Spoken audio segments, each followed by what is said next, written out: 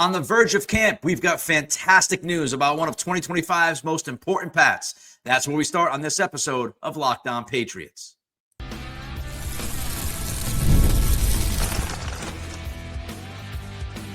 You are Locked On Patriots, your daily New England Patriots podcast.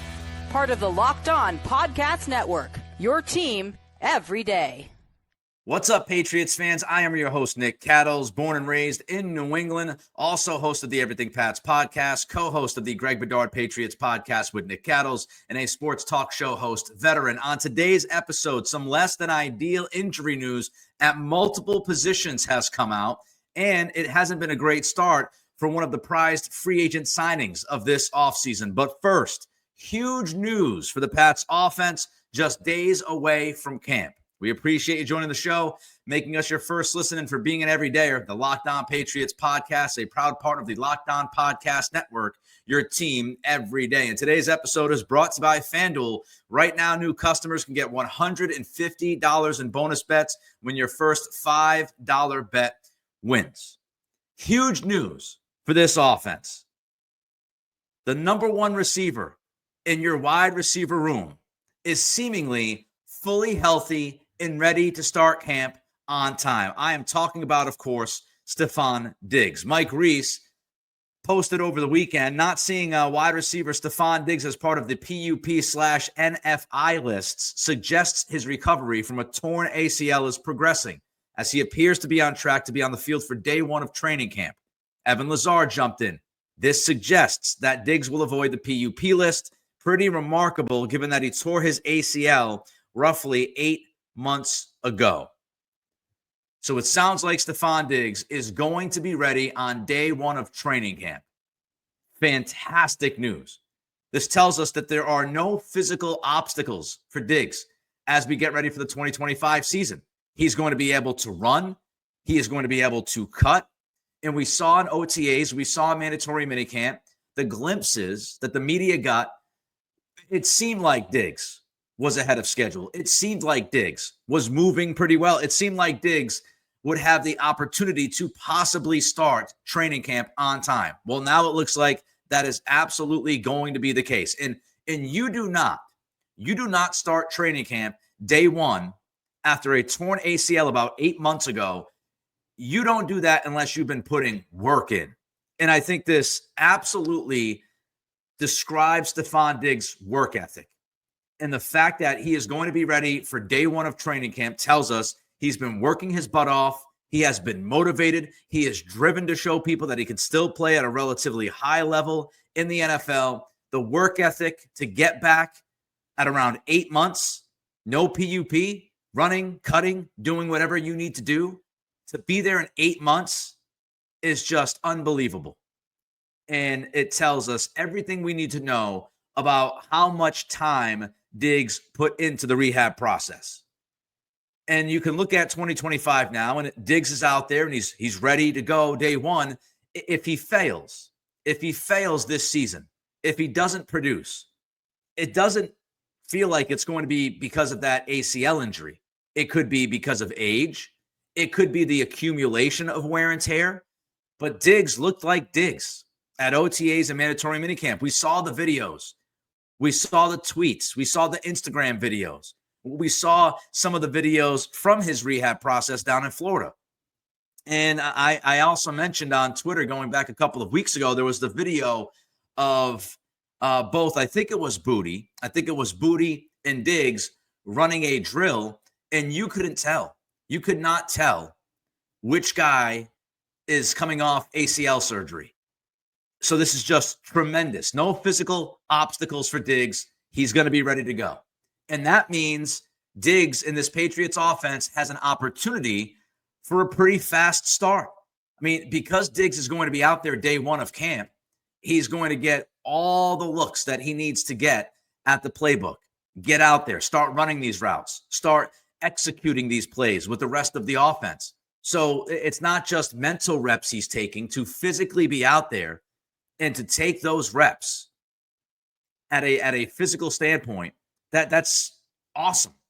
And it allows Diggs as much time as he needs throughout this camp to be fully ready for the season to fully understand this playbook, to fully understand what he is strong at and how he can help this team. It's also significant because Diggs now gets to build the chemistry with Drake Maye. There's going to be no delay. It would have been a little funky if Diggs isn't out there during training camp. Then, who knows how much time he misses in the regular season. If he misses a month, if he misses 6 weeks, he's not out there until week 7, week 8, whatever it would be in this hypothetical scenario. He hasn't been working with Maye, and he has to plop in. He's going to parachute into the season and work with Maye for the first time and say, all right, this is my first time with Drake Maye as my quarterback, and I'm just going to jump into the middle of a season. This is the perfect situation for Diggs, for Maye, for the Patriots. It's the perfect situation because Diggs now gets to work with Maye during a full training camp, a full-on training camp. He's not missing any time. He can get to work right away with the QB. And Diggs is a smart guy, obviously, IQ, football IQ. He's going to be able to understand and learn what his best fit is. And Josh McDaniels will be working with Diggs, and he will understand by the time you get to the second joint practice, McDaniels, Maye, and Diggs will hopefully be all on the same page, and they will understand what Diggs is within this offense. How does he complement the other receivers? What can he do for Maye that other receivers might not be able to do in that room for the Patriots? So when you get to training camp day one and you have the ability to get out there on the field and start working and not just run drills, but actually go 11 on 11s and get that competitive juice flowing again. When you have that, it's so big as you get ready for the season. There's no slowing down in this process. The playbook, the quarterback, the OC, how you fit, you will be able to work on all of that before you get to week 1. And because Diggs is back and because Diggs is going to be apparently out there day 1 of camp doing everything that everybody else is doing, I've got some above average expectations, I would say, for Diggs. Now, he's not the same Diggs that he was in Buffalo. We have to understand that. But I still have relatively high expectations for him since he's already going to be out there day 1. I would have slowed the roll a little bit. I would have pumped the brakes a bit if he wasn't physically able to be out there day 1. I'd say, well, this might take a little while. We don't know how long it's going to be until he's out there, until he's, able to run routes and do what he's got to do to get on the football field. It would have lowered my expectations. But now, day 1, training camp, physically ready, those expectations are there. Diggs is a fantastic route runner. He knows exactly what he's doing, how he sets up defensive backs. He's a really good route runner. He's got fantastic hands. Those hands were out there for the world to see last year in Houston before the injury. So he still has terrific hands. So route running, great hands, versatility, can play inside, can play outside. I don't think the Patriots are going to play Diggs a ton on the outside. I do think you're going to see Diggs lined up in the slot an awful lot, probably more than some of you might have expected when they signed Diggs. But that's where he was mostly in Houston, and I think that's where he's going to be a lot for the Patriots this year. So he's got that versatility. He's worked within a Brian Daboll offense, so he understands a lot of the concepts that McDaniels is going to run, and he's just experienced. He's an experienced receiver. He's an experienced guy who at one point was a true bona fide number 1, a true alpha receiver in the NFL, one of the best handful of receivers in the league for Josh Allen in Buffalo. So he's been there. He's done that. He understands what he needs to do to be effective and impactful. So this is fantastic news. This is awesome. And Patriots fans should be ecstatic that it looks like Diggs will be ready, will be operating day 1 of training camp, fully functional. And I've got some pretty healthy expectations for him because I do think he is going to play some good football this year. All right, that's the good news. We've got some not so good injury news that could negatively impact this camp. That's next as we continue with today's episode of Locked On Patriots, part of the Locked On Podcast Network, your team every day. Summer sports are in full swing, and whether you're all about baseball under the lights, golf on the green, or high-stakes soccer action, FanDuel is the best way to make every game even more exciting. You're already following the action. Why not make it a little more thrilling? I was hanging out with some friends over the weekend. They had FanDuel fired up. The app was there, and they were going to town, betting some fights, some golf, fantastic stuff. And if you're following the action already, just make it more thrilling. With FanDuel, you can get in on the game with your friends and others that are hanging out with you, and you're going back and forth with them, enjoying the time while maybe some of your other friends are getting sunburned down at the beach during this hot weather. You know, I've been using FanDuel to track my favorite matchups. The app keeps it fresh with new daily promotions and fun ways to bet. If you're new to FanDuel, new customers can bet just $5 and get $150 in bonus bets if your first bet wins. Open the FanDuel app today or visit FanDuel.com/lockedon to get started. Guys, you've probably heard of Viagra and Cialis. Maybe you even tried those two. But if you're looking for something beyond the usual pill, it's time to meet Rougiette Ready.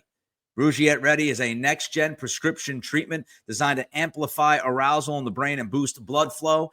Unlike the usual pills that can take hours, Rougiette's 3-in-1 formula dissolves under your tongue and kicks in fast. On average, in 15 minutes, effects can last up to 36 hours, so you can stay confident and in control when the moment is right. If traditional options haven't worked, Rougiette might be the answer. Over 150,000 men have already made the switch. Head to Rougiette.com/LockedOnNFL and use code LockedOnNFL to get 15% off today. That's RUGIET.com/LockedOnNFL and use promo code LockedOnNFL for 15% off. Individual results may vary with prescription treatment. Compounded drugs are permitted to be prescribed under federal law, but are not FDA approved and do not undergo FDA safety, effectiveness, or manufacturing review. Please visit the Rougiette website for full safety information.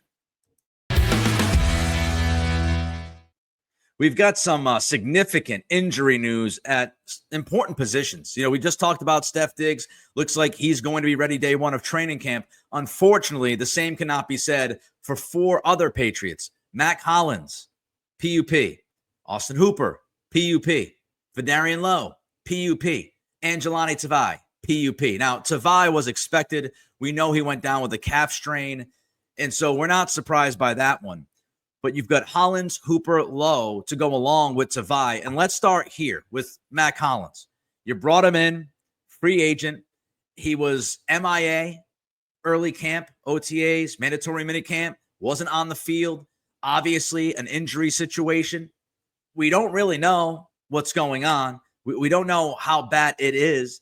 And when you look at Hollins, this is an issue. He's not going to be an all-pro. Okay? He's not going to be a Pro Bowler. That's not his level. He's not a spectacular football player. He's a good, solid veteran. But what he is that big-bodied X-receiver, which is something that the Patriots have wanted for quite a while. We bring you back to the N'Keal Harry days, the big-bodied X-receiver. Hollins fills a need on this roster. And so he's not going to be out there day one of training camp. Hopefully he gets back sooner rather than later. But this is an issue because we haven't seen him on the field now for some months. And again, who knows the significance of the injury? Who knows how long this is going to take for him to get back? And he fills that big-bodied role. He also helps in the red zone. His red zone impact should not be overlooked. He's that big target for Drake Maye. He's practically the size of a tight end. And we're talking about somebody, you know, who was signed relatively early in free agency, has the link with Josh McDaniels. McDaniels knows exactly who Hollins is and to get the most out of him, what needs to be done. And when you look at the red zone, I'm sure McDaniels was cooking up some plans for Hollins. And look, maybe Hollins is back in the second week, third week of camp. Who knows? This could be a few days and he could be out there. But right now, he is not ready. And the Patriots, for a team that was 30th in the NFL last year in red zone offense, touchdown percentage, they were 30th out of 32 teams, the third worst red zone offense in all of football. Any little bit helps. So Hollins' ability to help you in the red zone, Again, that can't be overlooked. That is something the Patriots need. So you're going to lose that big-bodied X receiver on the outside, and you're going to lose somebody that can help you in the red area. Hopefully he's back sooner rather than later. He's not going to have 80 catches. Nobody ever expected him to have 80 catches, but he is somebody that should help you. So hopefully they get him back. Then we look at Hooper. This is also a pretty serious situation. He missed some early camp. He wasn't out there like Hollins wasn't out there for stretches, for long stretches. I've talked about the tight end position. The tight end position is thin. Hunter Henry, Hooper, both guys going to be 31 years old during this season. You look beyond those two cats, and we don't know who to trust. We don't know who's going to make the team as the third tight end. Maybe, Brock Lamp ends up being a guy who could play fullback / tight end. Maybe it's, Jack Westover. Maybe it's Jaheim Bell. Maybe it's CJ Dupree. Who knows? But it's kind of a scary scenario here. If Hooper can't get on the field soon, you've got Henry and nobody else that you can trust. Nobody else that you can bank on.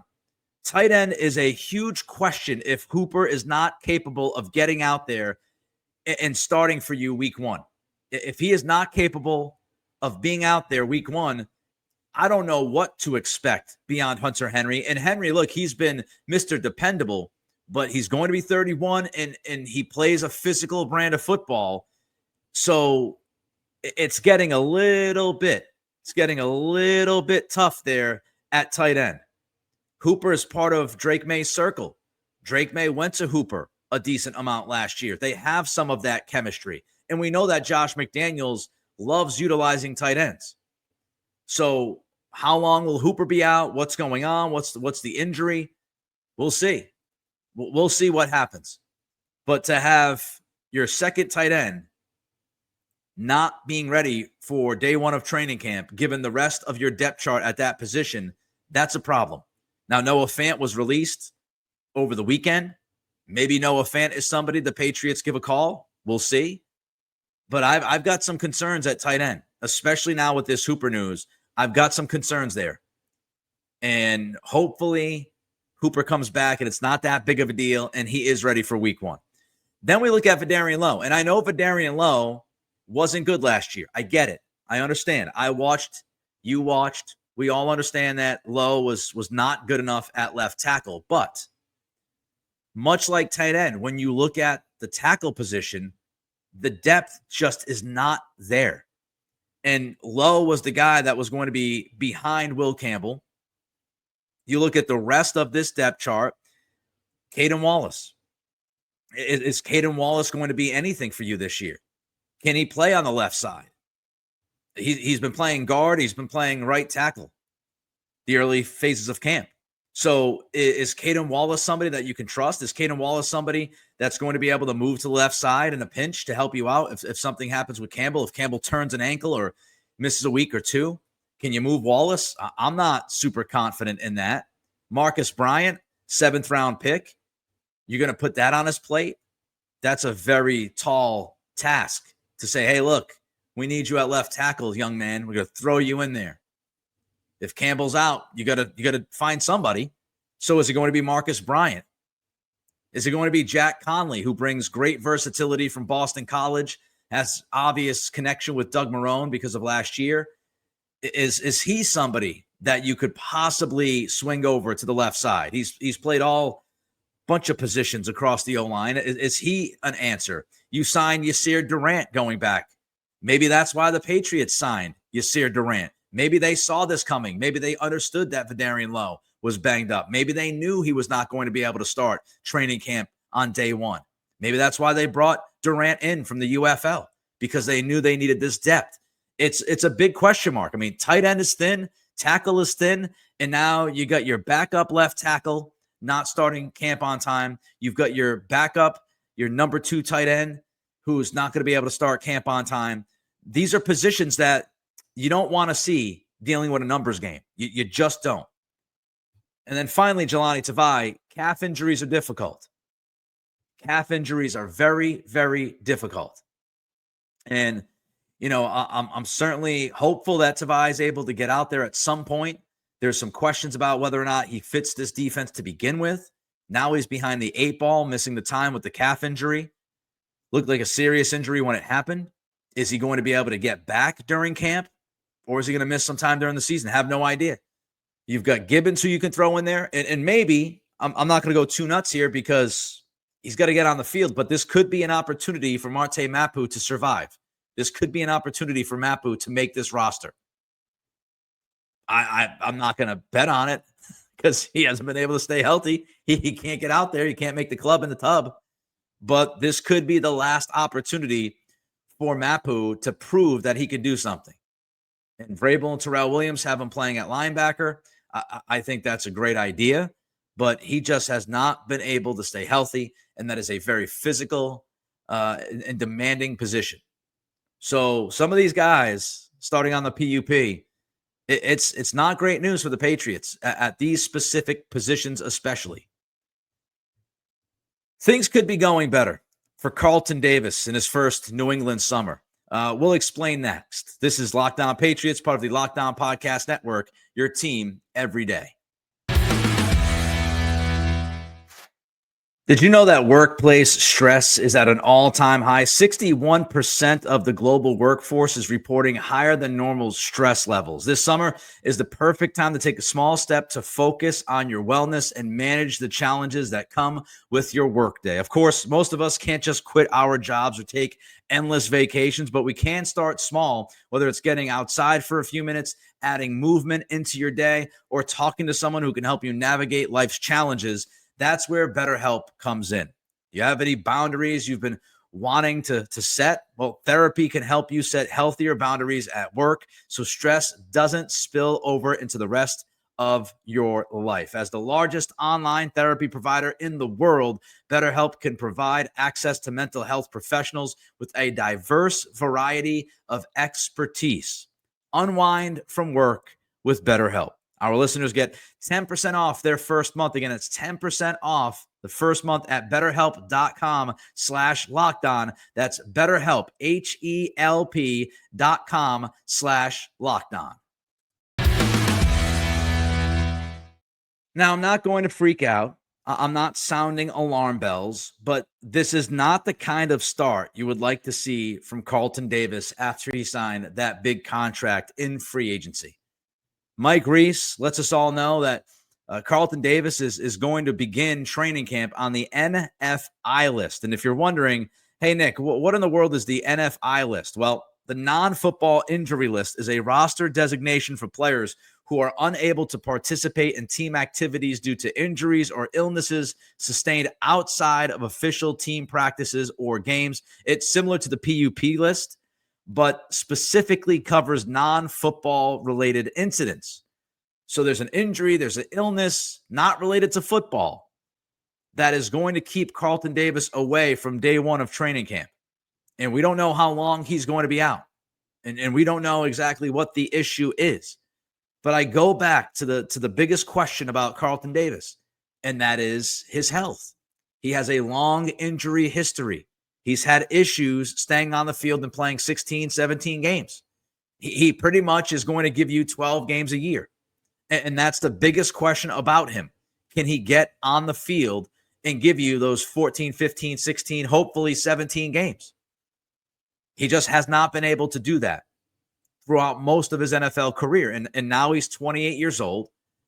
We all get older. We don't get younger. And, he is supposed to be the solution to your outside cornerback 2 Riddle. He's supposed to be the answer for that. He's supposed to be the guy opposite of Christian Gonzalez. You can bank on it. No big deal, right? I've talked about this secondary. I've talked about this defense. And one of the biggest things about this defense is the ability to have 2 cornerbacks who are really good in press man coverage.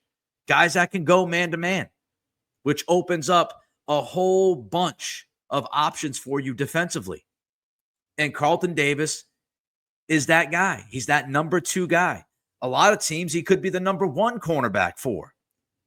But he just has not been able to stay on the field. He's now 28 years old. And he has not gotten off to a great start here. Because not only do you now have him on the NFI list, and hopefully this is a few days and and we look back at this and it's not a big deal, and he's out there practicing within the next week or so, and, it was an illness or whatever, and he gets through it quickly and he's fine. Again, I'm not hitting any kind of alarm bells here, but it has not been a clean start for Davis. Look, OTAs, not the biggest deal in the world. They're voluntary. The Players Association collectively bargained for the right to have those voluntary OTAs. They went back and forth and negotiated with the NFL owners to make sure they could have some of that voluntary time where they don't have to be on the field. They can be, with their families. They could be on vacation. So not that big of a deal. I'm fine with Davis not being at OTAs. It's okay. He knows what he's doing. He's been around the league for a long time. But he wasn't at OTAs. Then he gets to mandatory minicamp. And from what I read, he got roasted at least a few times against Pop Douglas. He gave up a couple of plays. So he's not there at OTAs. He wasn't great at mandatory minicamp. And you go back, and you look at those two things combined with the fact that now he is on the NFI list. And now you wonder, okay, is this going to knock him out of camp for a couple of weeks? And if so, is he going to be able to catch up to speed quickly? Is he going to be reliable week one? Now, he was very good last year for Detroit when he was on the field. It's very good. You can look at Pro Football Focus. He got an honorable mention in Jeremy Fowler's ESPN piece for the top 10 cornerbacks. He got an honorable mention in that. Or at least, no, he received a vote. I think he received a vote, not an honorable mention. But he received at least one vote to be in a top 10. So he was really good last year. But there hasn't been a lot of positivity about Carlton Davis's summer with the Patriots so far. And you hope he turns things around sooner rather than later. And the third cornerback position is important. We talk about tight end. We talk about tackle. Cornerback, very, very critical that the Pats have somebody as their third cornerback that they can trust, that they feel good about. Gonzalez, his rookie season, we know he got injured. He missed the final 13 games or so of that rookie season. He's only played 20 games in his NFL career because of that. So, you miss 14 games, 13, 14 games your rookie season due to injury. He missed a game last year. Davis, his injury history, you got to make sure you have all the bases covered at cornerback. You've got to make sure that your third guy is solidified. I think it's going to be Alex Austin, and I have seen the flashes from Alex Austin, but the question about Alex Austin is he also had to deal with some injuries. Last year, he played in only 9 games because he hurt his ankle. So Austin had, some injury questions the last couple of years. He's been banged up a little bit. So can he stay on the field? Marcus Jones, do you want him playing that outside role with the smaller frame? He's been really good in coverage, but he's gotten beat on the outside because he's just a smaller guy.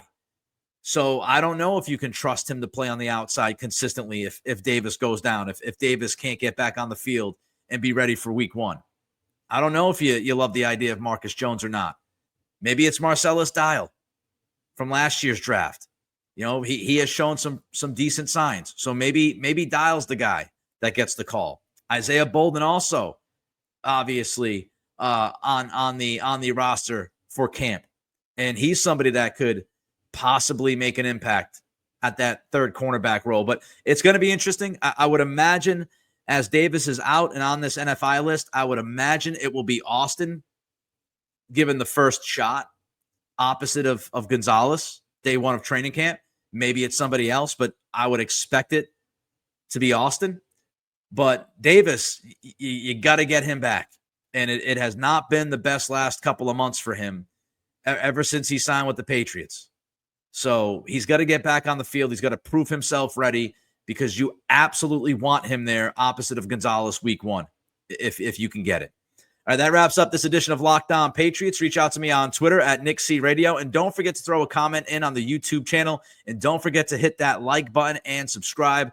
The Locked On NFL Top 100 is available on Locked On Sports today. The NFL Top 100 was voted on by the NFL hosts of Locked On, like yours truly. Don't miss where your favorite players were ranked. Subscribe to Locked On Sports today on YouTube or wherever you get your podcast. Have a great day, and we will see you tomorrow.